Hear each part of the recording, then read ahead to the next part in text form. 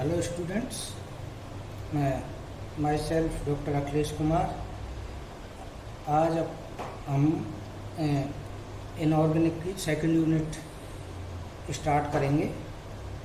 जो टॉपिक उसके अंदर करेंगे उनमें यूनिट है chemistry of elements of second and third transition series, द्वितीय व तृतीय संक्रमण श्रेणी के तत्वों का रसायन। इसके जो सामान्य लक्षण हैं या जनरल कैरेक्टरिस्टिक हैं, द्वितीय संक्रमण श्रेणी आवर्त सारणी के 5वें आवर्त में स्ट्रोसियम के बाद इट्रियम से प्रारंभ होती है, जबकि तृतीय संक्रमण श्रेणी आवर्त सारणी के 6ठे आवर्त में बेरियम के बाद लैंथेनम से प्रारंभ होती है।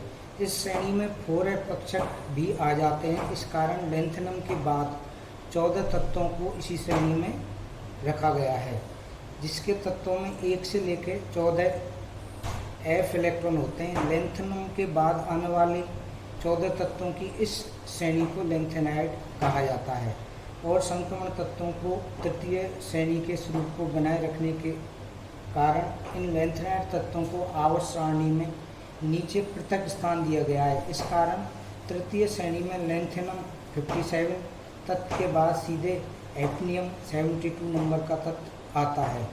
इनके सामान्य लक्षणों की विवेचना निम्न हेडिंग्स के साथ करेंगे। पहला है इलेक्ट्रॉनिक विन्यास। इसका सामान्य इलेक्ट्रॉनिक विन्यास क्रिप्टॉन 36 है, इसका इलेक्ट्रॉनिक एटॉमिक नंबर। उसके बाद 4d 1 से लेके 10 5 1 या 2 इसका सामान्य इलेक्ट्रॉनिक विन्यास है। इसमें जो द्वितीय या सेकंड इलेक्ट्रॉनिक सीरीज है, जिसको आप 4d भी बोलते हैं, क्योंकि इलेक्ट्रॉन 4d ऑर्बिटल में भरे जाएंगे, इसलिए इनके जो 10 तत्व हैं वो इट्रियम 39 से कैडमियम 48 तक होते हैं। इनमें पहला तत्व इट्रियम Y39 है। इसका इलेक्ट्रॉनिक विन्यास 1s2 2s2 2p6 3s2 3p6 310 4s2 4p6 4d1 5s2 है। तो हम इसको इस तरह से भी लिख सकते हैं। ये इसका क्रिप्टॉन का है। इसके बाद जो इलेक्ट्रॉन भरे जाएंगे वो 4d 1 5s2 होता है। दूसरा जिरकोनियम 40, इसका इलेक्ट्रॉनिक विन्यास क्रिप्टॉन 4d 2 5s2 है। नायोबियम 41, इसमें क्रिप्टॉन आपका सामान्य सभी में है।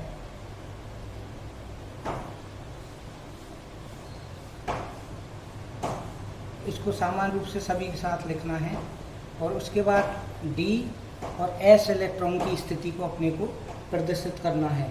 तो नायोबियम 41 का है 4d 4 5s में कितने जाएंगे 1। इसका मॉलिब्डेनम, इसके बाद मॉलिब्डेनम में आपके 4d 5 5s1। उसके बाद टेक्नीशियम 43, इसका इलेक्ट्रॉनिक विन्यास 4d 5 5s2। रुथेनियम 44, इसका इलेक्ट्रॉनिक विन्यास लिखने का तरीका वही रहेगा 4d 7 5s1। उसके बाद रोडियम 45, इसका इलेक्ट्रॉनिक विन्यास आप वही 4d के उसमें इलेक्ट्रॉन भरे जाएंगे और कितने आएंगे रोडियम में 8 और 5 में S1। रोडियम के बाद जो अगला है पैलेडियम 46, इसका इलेक्ट्रॉनिक विन्यास क्या हो जाएगा 4d10 5s0।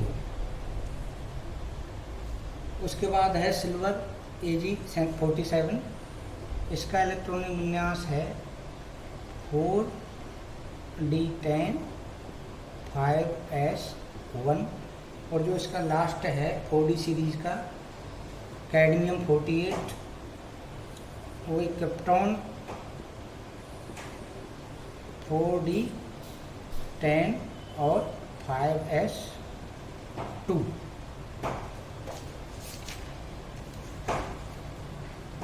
उपयुक्त श्रेणी में मोलिब्डेनम और सिल्वर के विन्यास में आप देखोगे कि एक तो मोलिब्डेनम है जो कि ये है, और दूसरा सिल्वर Ag। इनके इलेक्ट्रॉनिक विन्यास में अर्धपूर्ण एवं पूर्ण भरे कक्षकों के अधिक स्थायित्व के कारण 5s कक्षकों में एक इलेक्ट्रॉन 4d कक्षक में आ जाता है। तो यहाँ पर मोलिब्डेनम की जब इलेक्ट्रॉन विन्यास देखते हैं तो 4d5 5s1 है, जबकि सिल्वर का आप देखते हैं तो 4d10 5s1। तो दोनों ही स्थितियाँ ये अर्धपूरक है और जबकि ये पूर्ण पूरक, अर्थात हाफ फील्ड और फुल फील्ड की वजह से इनका स्थायित्व अधिक होता है। इसलिए S में से इलेक्ट्रॉन किधर जा रहा है, यहाँ पर आपके D में आ जाता है। तो ये दोनों अत्यधिक स्थायी होते हैं।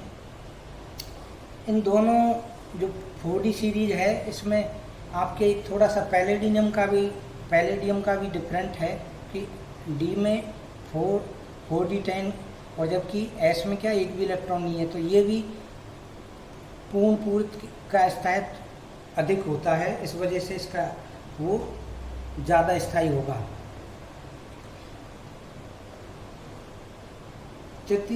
इसके बाद तृतीय संक्रमण श्रेणी के तत्व या ये कहें 5d तृतीय संक्रमण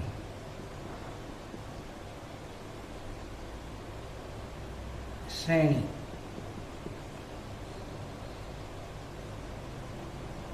के तत्व, या इसको आप क्या बोल सकते हो 5d, क्योंकि इसमें इलेक्ट्रॉन किसमें 5d में भरे जाएंगे। तो तृतीय संक्रमण श्रेणी के तत्वों का प्रथम सदस्य लेंथेनम के बाद 14 ऐसे तत्व आते हैं जिन्हें लेंथेनम के बाद आने के कारण एक सामान्य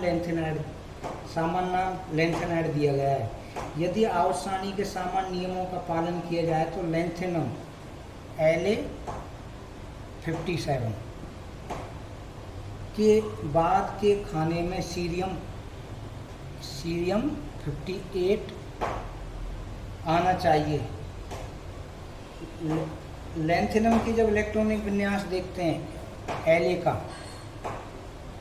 57 का, तो जीनोन के बाद जीनोन 54। अब आप देखोगे किसकी स्थिति D की, तो यहाँ पर क्या हो जाएगी 5d1 4 6s2। तो D में एक इलेक्ट्रॉन और S में 2 इलेक्ट्रॉन। तो 5d कक्षक में एक इलेक्ट्रॉन के आते ही 4f कक्षकों का ऊर्जा स्तर इससे कम हो जाता है, जिससे आने वाला 58 यानी सीरियम का जो इलेक्ट्रॉन है वो 5d में ना जाकर 4f कक्षक में जाता है, और साथ ही 57वां इलेक्ट्रॉन भी 5d कक्षक से 4f कक्षक में चला जाता है। अतः तत्व क्रमांक 58 सीरियम का विन्यास क्या हो जाएगा, अलग हो जाएगा। क्यों कि इसमें क्या हो गए 14 तत्व आपके सीरियम से लेके ल्यूटेशियम तक आ गए, और वो किस में हैं, आपके लेंथेनाइड सीरीज के तत्व हैं। इस वजह से जब सीरियम का आप इलेक्ट्रॉन विन्यास देखोगे तो इसमें क्या होगा, एफ के एक इलेक्ट्रॉन सीरियम किस में जाएगा, आपके 4f में। जब सीरियम की बात करते हैं तो किस में जाएगा, 4f1 में जाता है। बाकी 5s2, 5p6, 5d1 और 6s2, यानी यह स्थिति आपको प्राप्त होती है, ये वाली स्थिति। पर इसमें क्या होगा, इलेक्ट्रॉन कहाँ जाएगा, 4f में। और इसके बाद आने वाले सभी तत्वों के इलेक्ट्रॉन 4f में बढ़ते जाएंगे जब तक कि 4f कक्षक पूर्ण रूप से ना बढ़ जाए। अर्थात 4f14 विन्यास के बाद ही इलेक्ट्रॉन 5d कक्षक में भरे जाएंगे। अर्थात लेंथेनम के बाद के 14 तत्वों के बाद 5d विन्यास होगा। यानी जो आप लेंथेनम की देखते हैं तो इसमें क्या है, 5d1 6s2 जो स्थिति है ये उसके बाद कब चेंज होगी, जब सीरियम से लेके यानी 58 से लेके 71 तक के जो तत्व हैं उनमें 4f की 14 इलेक्ट्रॉन आ जाएंगे। उसके बाद ही क्या होगा, आपके 5d में जाएंगे। इसलिए तृतीय संक्रमण श्रेणी के तत्व लेंथेनम 57 के बाद सीधा ही क्या आएगा, आपके हैफनियम। तो आप जब इसको देखते हैं तो लेंथेनम पहला तत्व आपका कौन सा हो गया, इसमें La57। इसका इलेक्ट्रॉनिक विन्यास वही रहेगा, जीनोन और फिर आपको कहाँ पे 5d1 और 6s2 आपकी। अब इसके बाद वही सिस्टमेटिक जो कि आपने 4d में या 5d में भी इसी तरह की स्थिति बनती है। दूसरा है हैफनियम HF72 वही जीनोन और आपके इलेक्ट्रॉन्स कहाँ पे भरे जाएंगे, इसके D और S यानी 5d2 और 6s2 आपकी स्थिति। उसके बाद आप आगे जो नेक्स्ट है हैफनियम के बाद कौन सा है, 73 Ta73 टेंटेलम। इसकी स्थिति भी वही है, जीनोन और आपके क्या हो जाएगा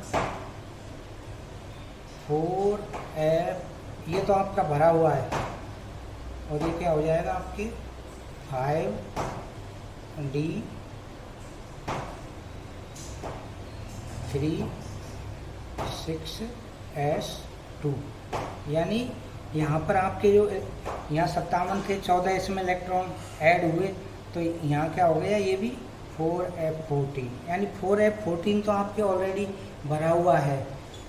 लेंथेनम में स्थिति ये थी, जैसे ही आप लेंथेनम के बाद जब 72 पे आते हैं, क्योंकि 14 जो इलेक्ट्रॉन हैं या वो क्या ऐड होते जाएंगे, जिससे 4f14 इलेक्ट्रॉन इसमें। अब आप टेंटेलम के बाद अगला जो तत्व है वो है टंगस्टन W74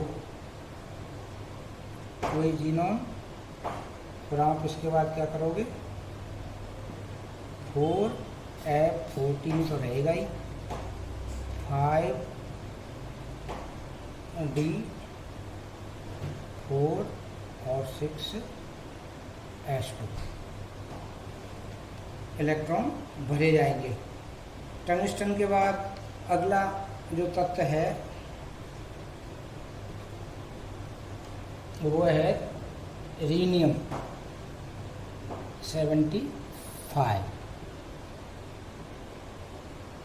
जीनोन और इसके बाद 4f14 और अगला आपके रीनियम में क्या होगा, डी में जाएगा D5 6s2 यानी D5 6s2। रीनियम के बाद अगला तत्व है आपका ऑस्मियम 76, जीनोन के बाद हो गई आपके 4F14 5D। 5D में कितने जाएंगे?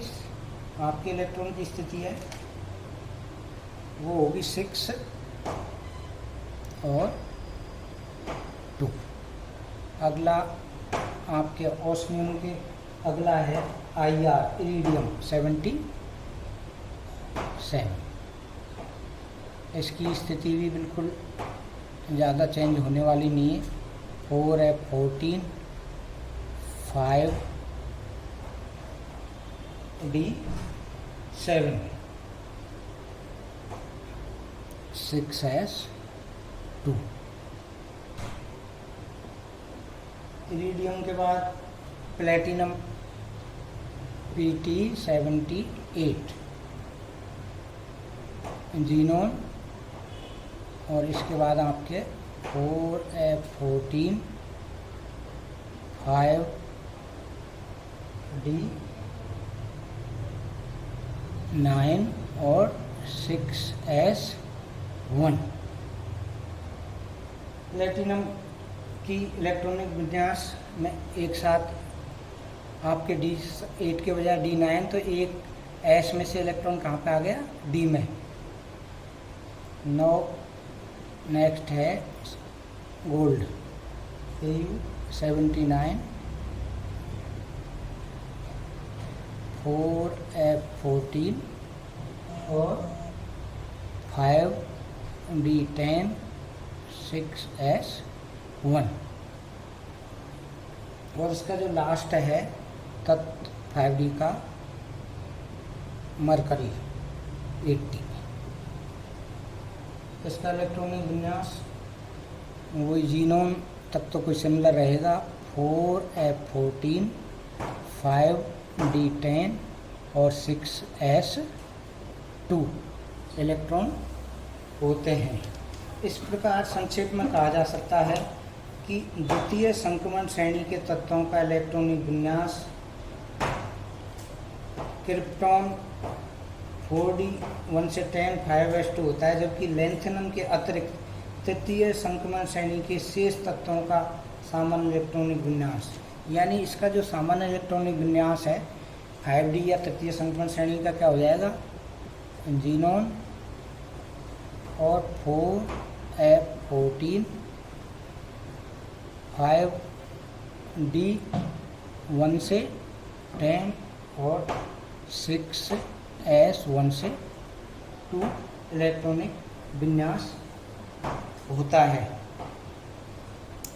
इनमें बहुत ज़्यादा अंतर उस और इसमें नहीं है, क्योंकि F इलेक्ट्रॉन 14 इलेक्ट्रॉन उसमें ऑलरेडी भरे जाते हैं लेंथेनम के बाद, तो D और S में इलेक्ट्रॉन जाएंगे, जो कि बिल्कुल सिस्टमेटिक चलते हैं। एक आपको जो थोड़ा सा अलग याद रखने की आवश्यकता होती है वो है प्लेटिनम पर D9 पे जाते हैं, और उसके बाद आपको ये सिमिलर चलता जाता है। इसलिए इसका सामान्य इलेक्ट्रॉनिक विन्यास आप याद रख सकते हैं, उसके आधार पर भी आप इनको भर सकते हैं। जीनोन 4F14 5D 1 से 10 और 6 में 1 या 2 इलेक्ट्रॉन भरे जाते हैं।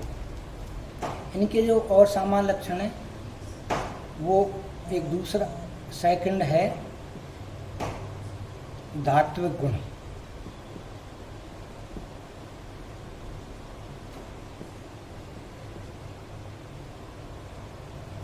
समस्त संक्रमण तत्व धात्विक होते हैं और उसमें ऊष्मा तथा विद्युत की चालकता, धात्मिक चमक, कठोरता, मजबूती, मरकरी इसमें एक एक्सेप्शन है, एवं अगाध वर्धितता का गुण होता है, और ये अन्य धातुओं के साथ एलॉयज या मिश्र धातु बनाते हैं।